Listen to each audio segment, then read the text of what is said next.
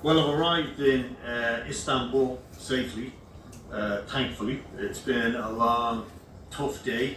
I arrived in Romania, in Bucharest, from Dublin, within the EU. And when I touched down in Bucharest, a group of police officers, before anyone was allowed to leave the plane, were outside on the tarmac. And then they came up the ramp and they asked the cabin crew, who were very close to me, where I was. I identified myself, and three of these police officers came onto the plane and told me that I had to come with them, that I was being detained.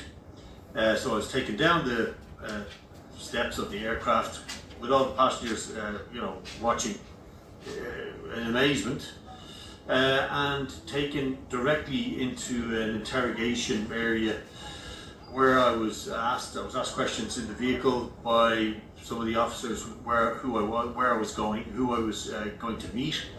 I explained to them I was a journalist. I was there to cover the elections. They wanted to know who I was going to be speaking to, which I declined to tell them. I said that I'm here to cover the election, and with that I was brought to a holding area. I was made wait for a period of time, and then I was asked to come into a smaller interrogation room with two chairs and a table.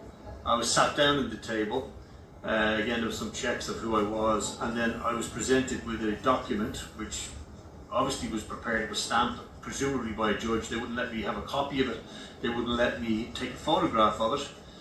And it said that I was a threat to the security of the state, and on that basis they were deporting me from Romania. Now, I'm an EU citizen, and it's a fundamental breach of my rights, the rights of journalists. I'm a member of the National Union of Journalists also. I'd entered the country completely legally to do my job, and this is really quite shocking. But it isn't that shocking in the context of what's been happening in the European Union on a wider scale, particularly in Romania, and it's something I've been very, very vocal about.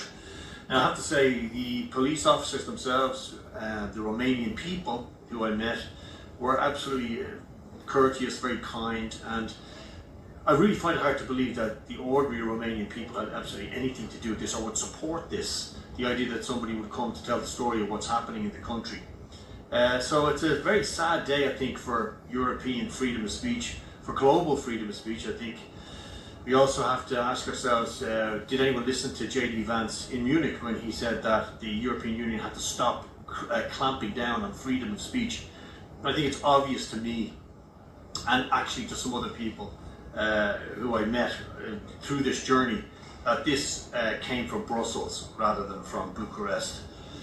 So thankfully now I'm heading towards the end of the journey, a real eye-opener.